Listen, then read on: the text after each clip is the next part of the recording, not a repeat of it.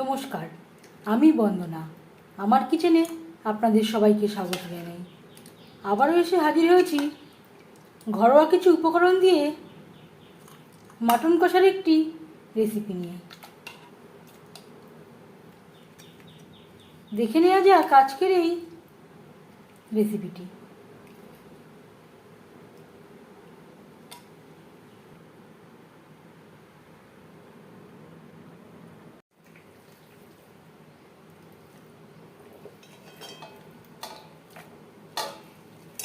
Mutton কষা তৈরি করার জন্য এখানে আমি নিয়েছি 1 কেজি মাটন। এর সাথে অল্প পরিমাণে মেটেও রয়েছে।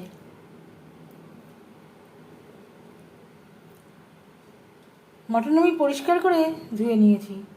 সবার প্রথমে ম্যারিনেট করব। 2 চামচ আদা ও কাঁচা লঙ্কার পেস্ট, আর লাগছে 1টা রসুন, 1টা বড় সাইজের পেঁয়াজ, স্বাদ অনুযায়ী শুকনো লঙ্কা বা লাল লঙ্কা, যেটা আমি একসাথে বেটে নিয়েছি। পরিমাণ মতো হলুদের গুঁড়ো, স্বাদ মতো লবণ, 1 চামচ ভাজা জিরে ও গোলমরিচের গুঁড়ো, 2 চামচ ভাজা ধনের গুঁড়ো।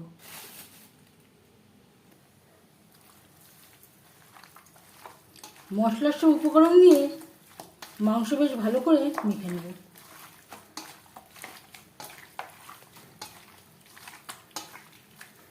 আমি আর টক দই ব্যবহার করলাম না।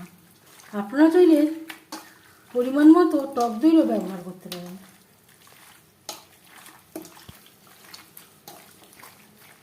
চার 5 মিনিট ধরে বেশ ভালো করে মেখে নিয়েছি। 10 মিনিট রেস্টে রেখে দেবো।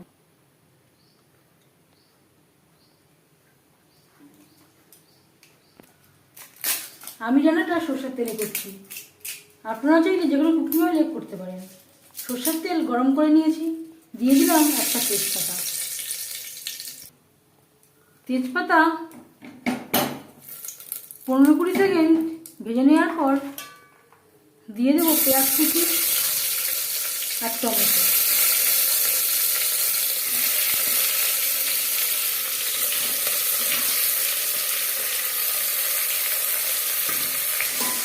এখানে আমি 4টে পেঁয়াজ, 2টো টমেটো অ্যাড করলাম, আর দিয়ে দেবো সামান্য পরিমাণে খাঁটির তেল।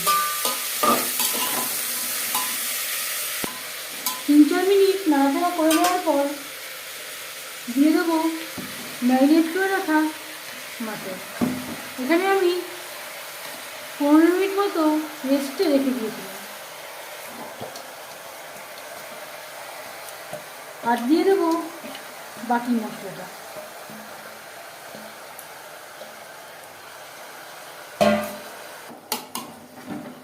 পেঁয়াজ টমেটোর সাথে মাংস বেশ ভালো করে মিক্সড করে দেবো।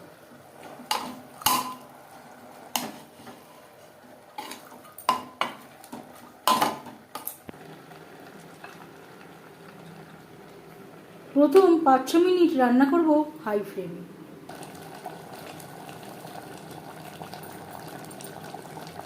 আর দিয়ে দিলাম কয়েক কোয়া রসুন।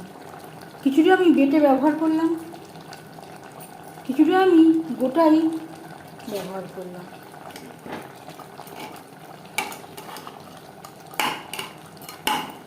মাংসের সাথে রসুন বেশ ভালো করে মিক্সড করে দেবো।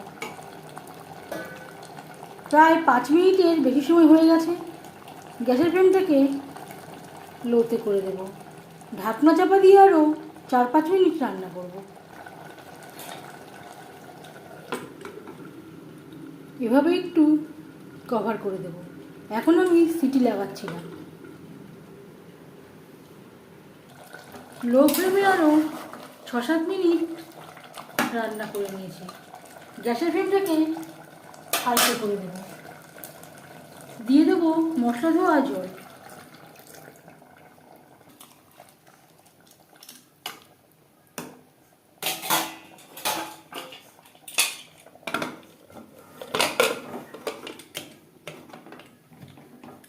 4-5টা সিটি দিয়ে নেব। 4-5টা সিটি দিয়ে নিয়েছি। গ্যাসের ফ্লেমটা বন্ধ করে দেব।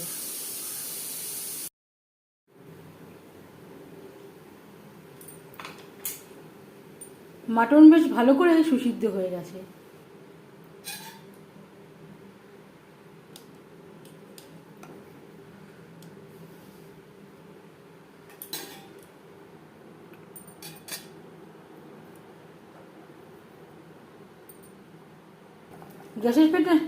গ্যাসের ফ্লেমটা আমি অন করে দিয়েছি।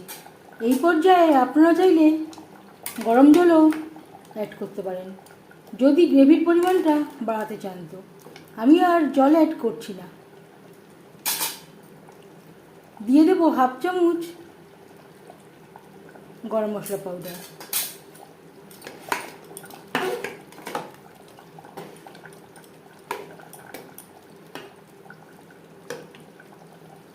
গ্যাসের ফ্লেমটা বন্ধ করে দেব।